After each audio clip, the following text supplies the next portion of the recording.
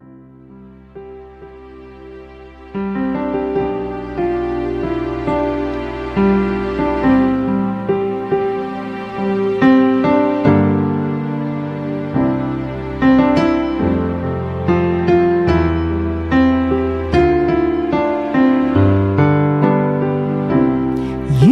are the love of my life.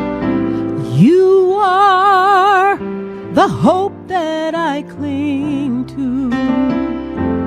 You mean more than this world to me.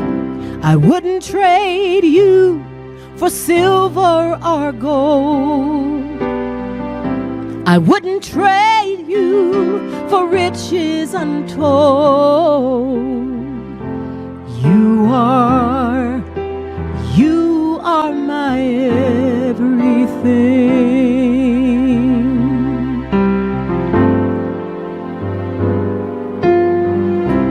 You are the love of my life. You are the hope that I cling to. You mean more than this world to me. I wouldn't trade you for silver or gold. I wouldn't trade you for riches untold. You are my everything.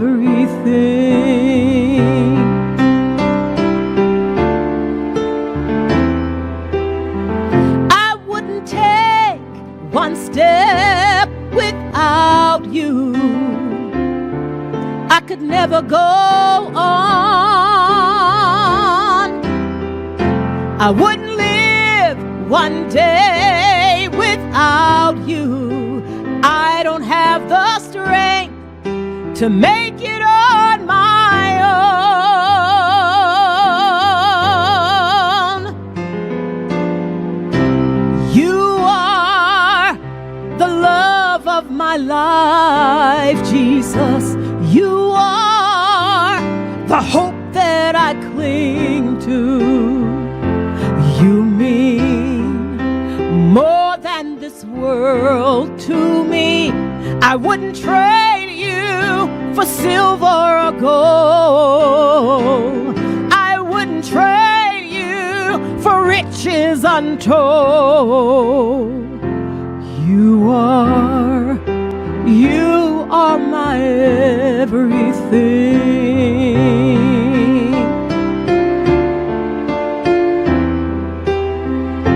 Until the world stops turning, until the stars fade from the sky,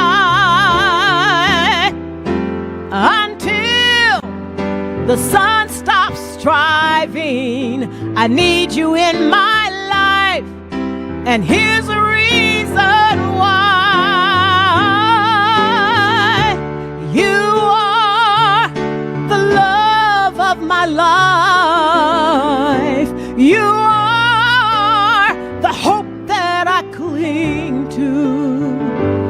You mean more than this world to me. I wouldn't trade you for silver or gold.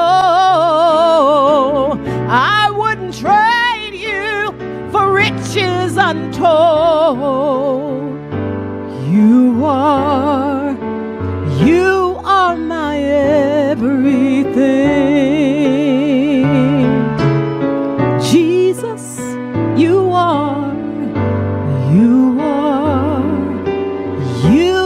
my everything.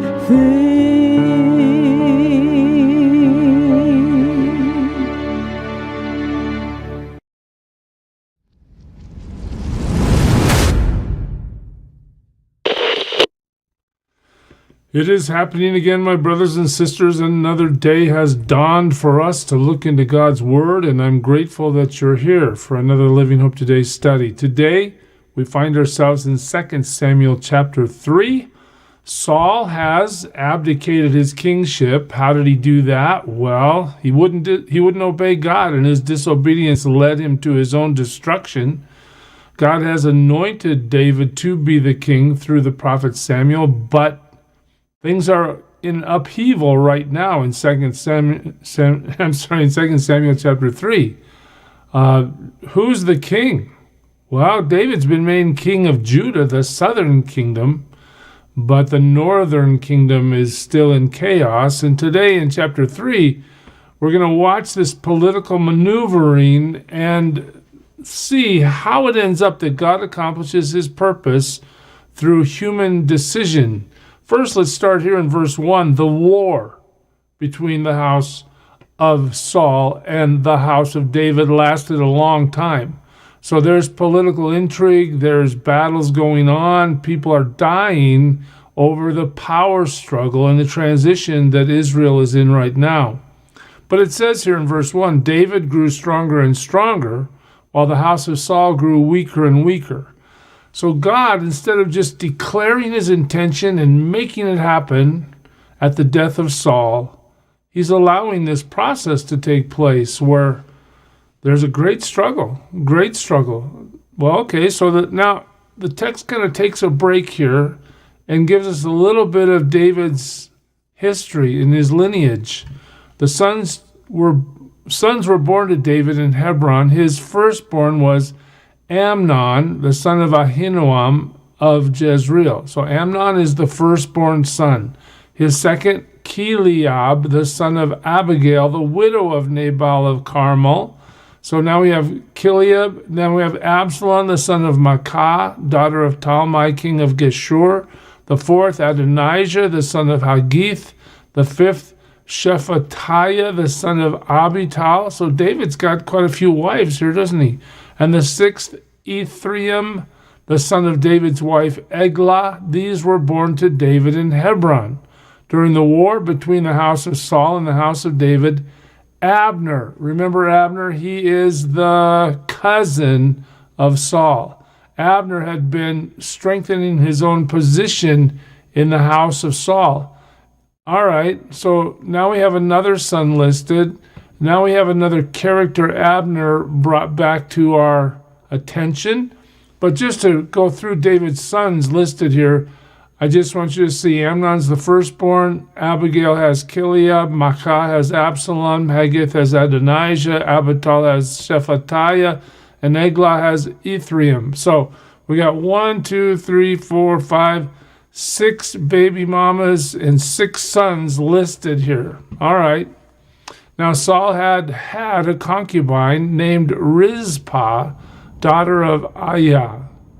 And Ishbosheth said to Abner, "Why did you sleep with my father's concubine?" So Saul's dead, but he had a concubine. Her name was Rizpah. And Abner apparently slept with this concubine. Well, Ishbosheth, the leader of the north at the time, he's upset. Why'd you do that? Abner was very angry because of what Ishbosheth said. And he answered, "Am I a dog's head on Judah's side? This very day I am loyal to the house of your father Saul and to his family and friends. I haven't handed you over to David, yet now you accuse me of an offense involving this woman." So now we're not really sure, did he really sleep with her? Has he violated some sort of protocol or not? We just know that his reaction to the accusation is very strong. And in fact, listen to this. May God deal with Abner. He's talking about himself in third person, be it ever so severely, if I do not do for David what the Lord promised him on oath. Look at this. Verse 9. Do you see this? Abner knows that David is intended by God to be the king. He's up there in the north supporting Ishbosheth in the house of Saul, but he knows the Lord has promised David the kingship of Israel. All right? If I do not do for David what the Lord promised him on oath and transfer the kingdom from the house of Saul and establish David's throne over Israel and Judah from Dan to Beersheba.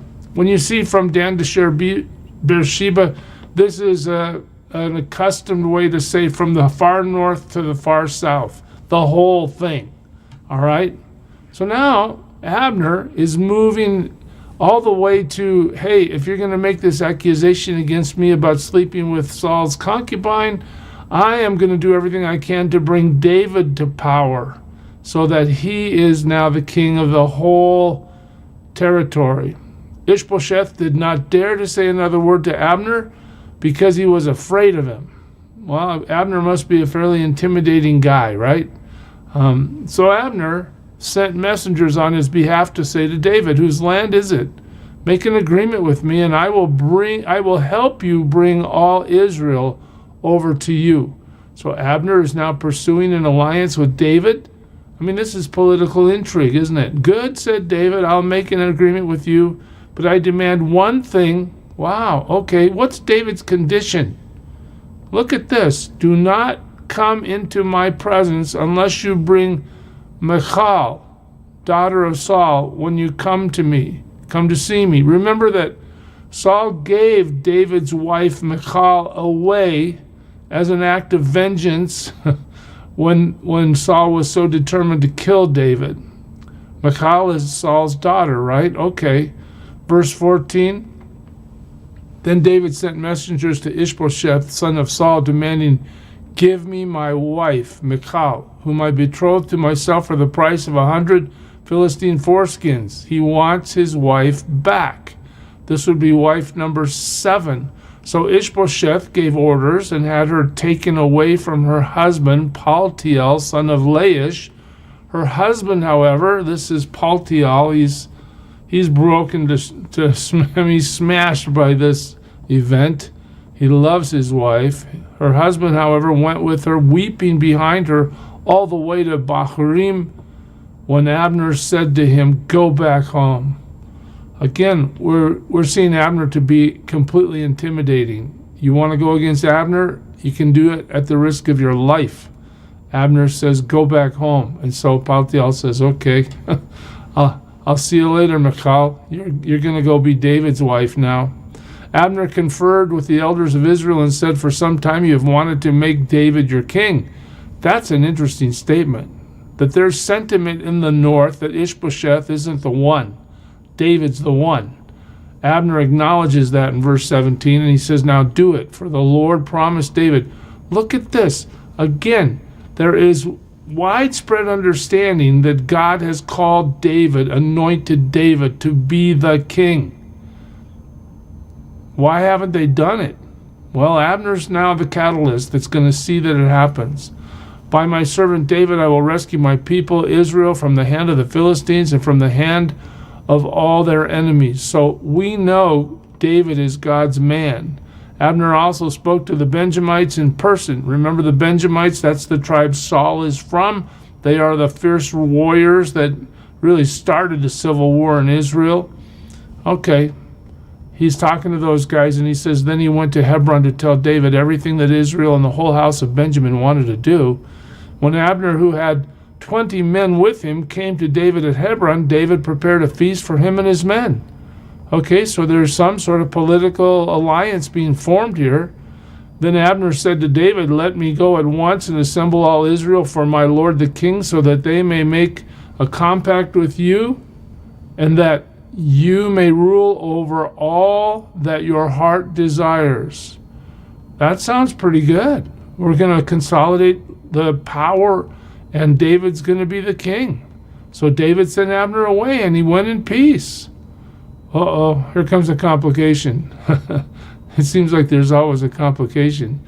Just then David's men and Joab, remember Joab? He is David's nephew, son of Zeruiah, if I remember right. Okay, he's a fierce guy too, fierce like Abner.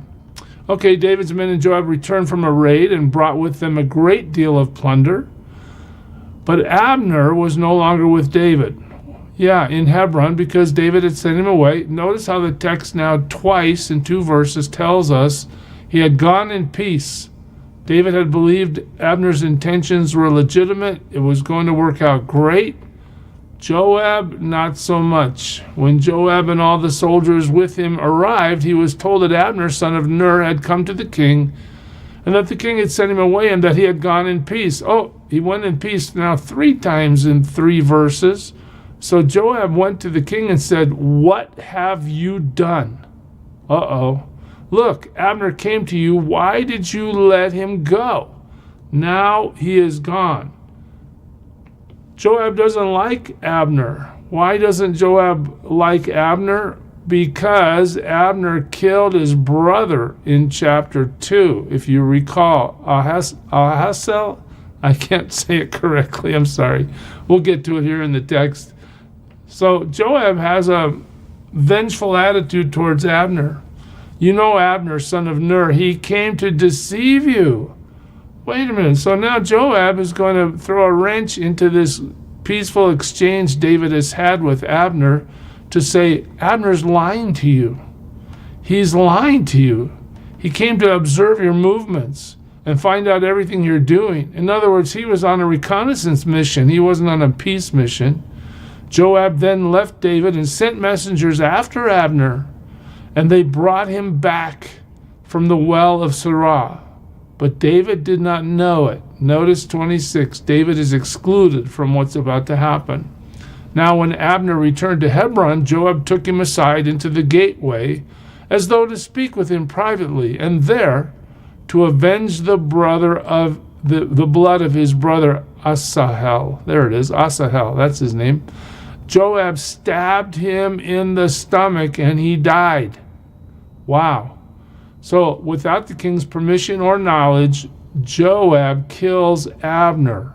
Again, political intrigue and revenge is happening in the king's court. Later, when David heard about this, he said, I and my kingdom are forever innocent before the Lord concerning the blood of Abner, son of Ner. What's he saying? I have no accountability here. I did not order this. I did not want this. I did not do this. May his blood fall upon the head of Joab and upon all his father's house. May Joab's house never be without someone who has a running sore or leprosy, or who leans on a crutch, or who falls by the sword, or who lacks food. Wow, David's really upset. He's really upset. I mean, not only has Abner been murdered without his understanding or knowledge, and this has great political consequence potentially, because now perhaps the alliance that was about to be cemented with the north is going to fall apart.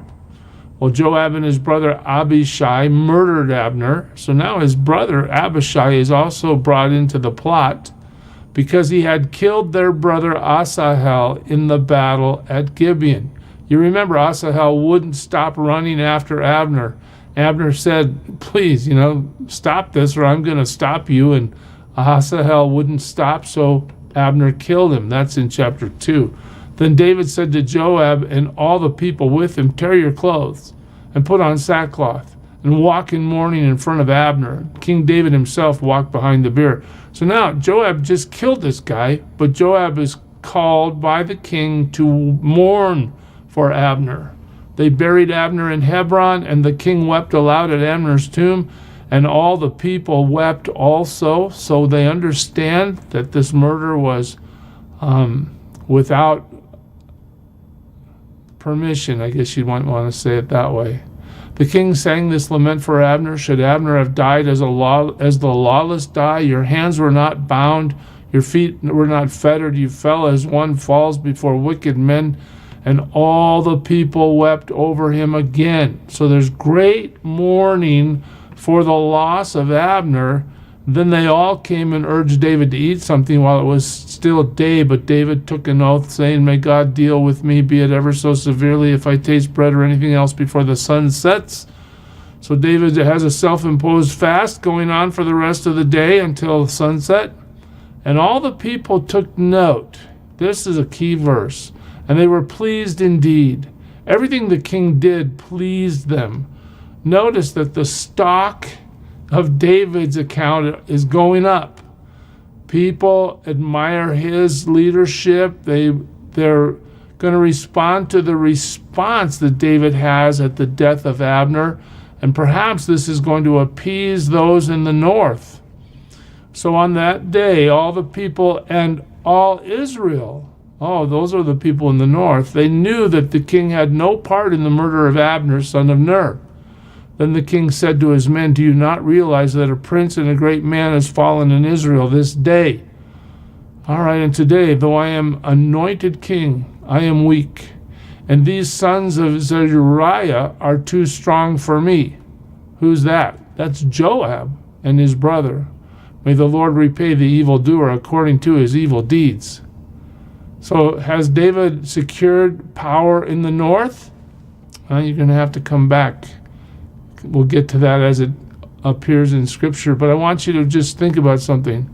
Think about the struggle David has been put through to fulfill the calling that God has on his life. Samuel came, anointed him king. He didn't just march him down to the throne and put him up there, put the crown on his head. No. David's been running for his life for years, and now his kingship, in terms of having the whole country under his control, is in jeopardy. We'll see how God works it out next time. God bless you, church. Serve him well today. Who is it who for sinners shed his blood, and now for cleansing all can plunge beneath that flood? It's Jesus. But do you know who he is?